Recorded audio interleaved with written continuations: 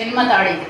ಆ ವೇದಿಕೆಯಲ್ಲಿ ನನ್ನ ನೆಚ್ಚಿನ ಗುರುಗಳಾಗಿರುವಂತಹ ಡಾಕ್ಟರ್ ಐ ವಿ ಜೋಶಿ ಅವರು ಅಧ್ಯಕ್ಷತೆಯನ್ನು ವಹಿಸಿಕೊಂಡಿದ್ರೆ, ಬಿ ಗಣಪತಿಯವರು ಬೆಂಗಳೂರಿನಿಂದ ಬಂದು ಉಪನ್ಯಾಸವನ್ನ ವಿಶೇಷವಾದಂತಹ ಮಾತುಕತೆಯನ್ನು ನಡೆಸಿದ್ರು.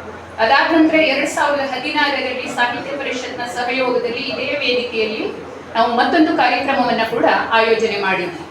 ಆಗ ನನಗೆ ತುಂಬಾ ಬೆಂಗಾವಲಾಗಿ ನನಗೆ ಸಾಹಿತ್ಯಕ್ಕೆ ಸಪೋರ್ಟ್ ಮಾಡಿದಂತಹ ನನ್ನ ನೆಚ್ಚಿನ ಕವಿ ವಿಡಂಬಾರಿಯವರು ಕಾರ್ಯಕ್ರಮದ ಅಧ್ಯಕ್ಷತೆಯನ್ನು ವಹಿಸಿಕೊಂಡಿದ್ರೆ, ಅಂದಿನ ಜಿಲ್ಲಾ ಸಾಹಿತ್ಯ ಪರಿಷತ್ನ ಅಧ್ಯಕ್ಷರಾಗಿರುವಂತಹ ಅರವಿಂದ್ ಕರ್ಕಿಕೋಡಿಯವರು, ಕೃಷ್ಣಮೂರ್ತಿ ಹೆಬ್ಬಾರ್ ಅವರು, ಆಮೇಲೆ ಅಫ್ಘಾನ್ ಸರ್ ಅವರು ಎಲ್ಲರೂ ಕೂಡ ಇದ್ರು. ಸಾಹಿತ್ಯ ಸಂಗೀತಾಸಕ್ತರು ಕೂಡ ಇವತ್ತು ಆ ವೇದಿಕೆಯಲ್ಲಿ ಉಪಸ್ಥಿತರಿದ್ದರು.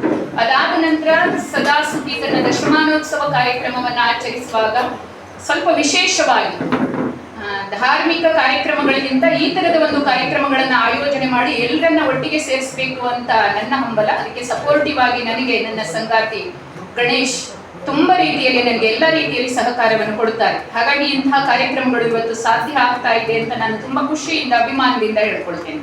ಅವತ್ತಿನ ಕಾರ್ಯಕ್ರಮಕ್ಕೆ ಜಯಂತ್ ಕೈಕಿಣಿಯವರು ಜೊತೆಗೆ ಅವತ್ತು ನಾವು ಸುಮಿತನ ಪ್ರೀತಿಯ ಗೆಳೆಯ ಕೀರ್ತನ್ ಹೊಳ್ಳ ಸರಿಗಮಪದ ವಿಜೇತ ಅಭ್ಯರ್ಥಿ ಕೀರ್ತನ್ ಹೊಳ್ಳ ಮತ್ತು ಸುಮಿತ್ನ ಜುಗಲ್ಬಂದಿ, ಆನಂತರ ವಿನಾಯಕ್ ಹೊನ್ನಾವರ್ ಅಂತಾರಾಷ್ಟ್ರೀಯ ಖ್ಯಾತ ಕಲಾವಿದರಾಗಿರುವಂತಹ ವಿನಾಯಕ್ ಹೊನ್ನಾವರ್ ಅವರಿಂದ ಕೊಳಲು ವಾದನವನ್ನು ಕೂಡ ಆಯೋಜನೆ ಮಾಡಿದ್ವಿ.